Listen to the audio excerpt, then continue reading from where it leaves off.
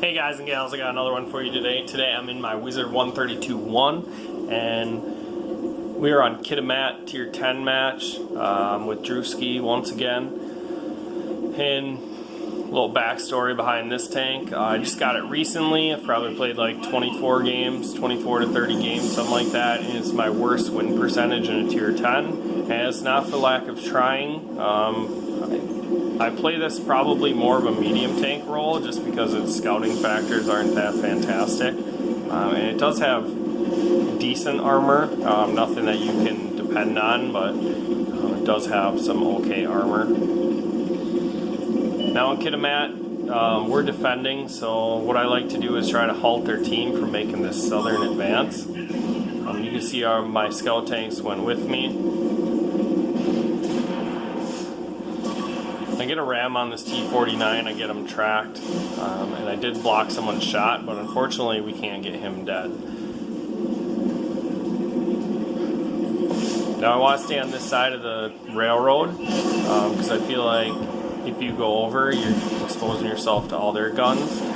So I track this 1-4 that seems obsessed with me, and I out-traverse his gun, which is going to make him finally look at someone else besides myself. He is loaded, but I sneak by his gun right there. This Pershing's track, so I want to try to keep him tracked there. And I miss his track somehow, but I do damage, so. Now my team, I feel like, is just falling apart over here, so what I want to do is use this Sheridan to cover my rear of my tank and get into this dip over here.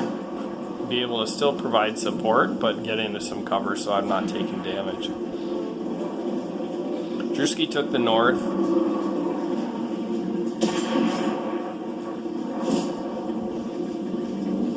And now what I'm doing is just going over these tracks to get some side shots into these guys. And they are looking at me. I mean, really, they have nothing else to look at unless they were to go over the tracks.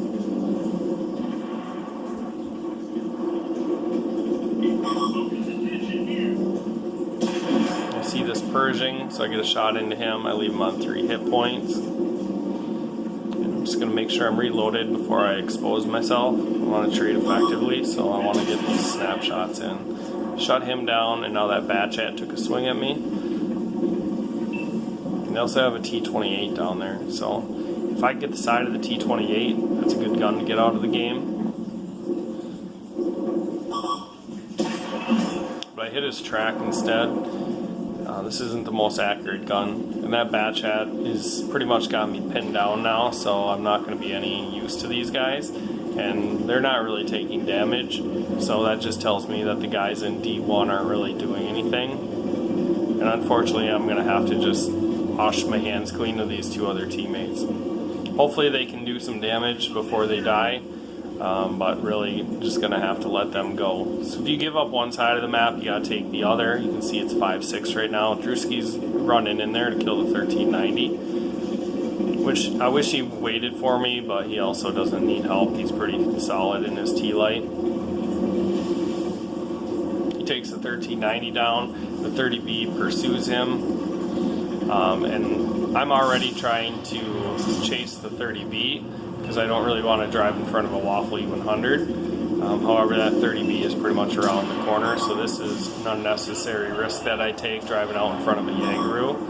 However, this Yagru doesn't shoot.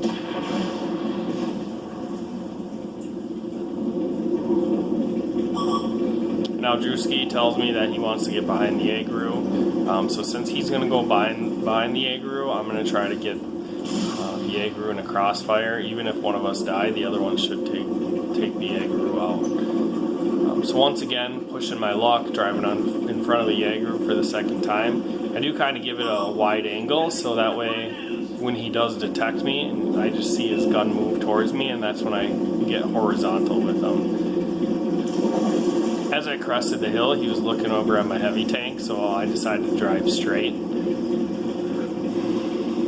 And as you can see, Drew failed here. He drove off this cliff and died. And I almost do the same thing.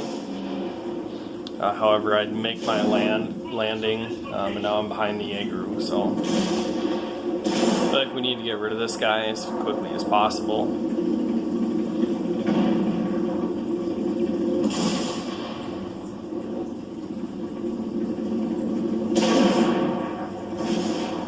hits our E1 for 1200 damage,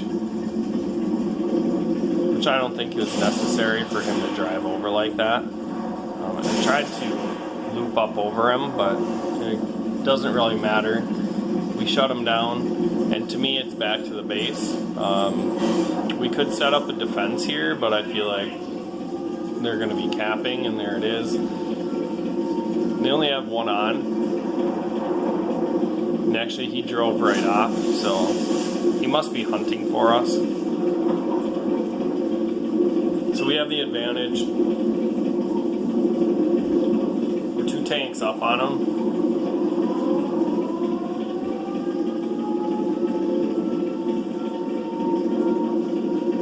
But 2 of our tanks are sitting in D1, and they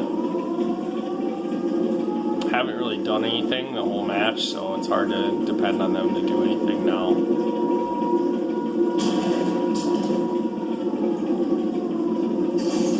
So we lose our IS-4.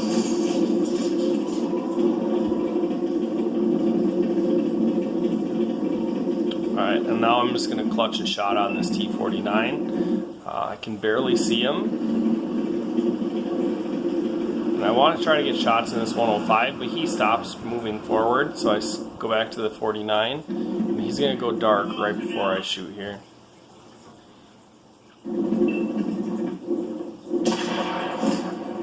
But I snag a sweet shot right into him and secure my second kill. Now the E1 starts heading south to help the RIS-7. And once I realized that, because at first I thought he was behind me, I know that 105 is too healthy for me to fight him straight on head to head in a corridor.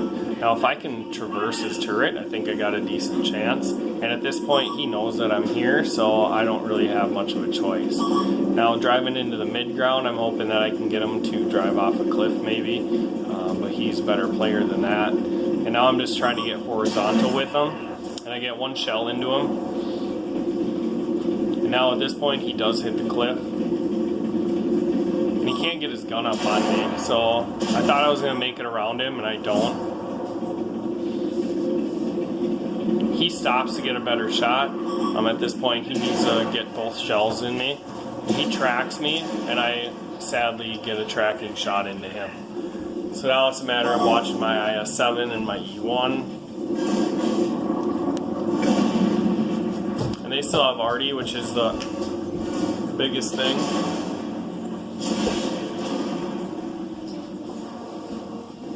So this E1 is just a little too late to get to where he needs to be. And I feel like he's out of position the whole time. I don't know, he might have felt that way too.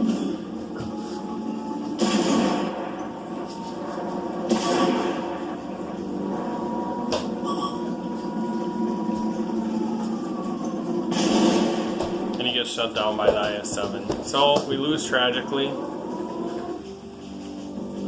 Let me go to the end game stats.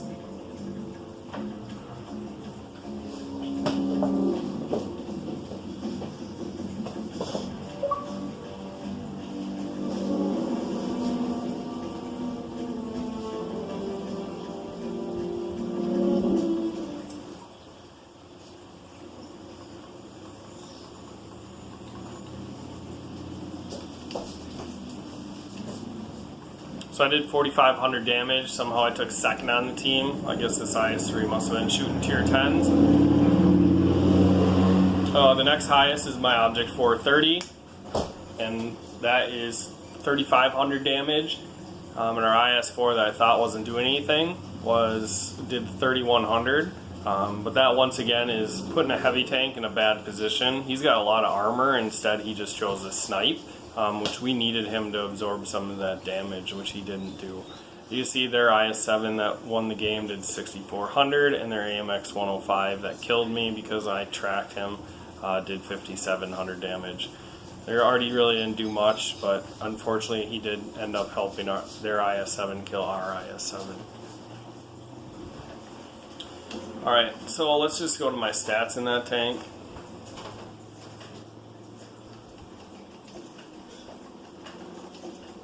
Oops. And I have a 35% win rate. You can see none of my other tier 10 lights are under 53%. And I've played 31 battles. I got 34 destroyed, and 35% win rate. So I got some work to do to dig myself out of that hole. But those are the teams that I get in my Wizard 132-1. That's all I got for you guys. Make sure you like, subscribe, and share, and I'll catch you in the next video.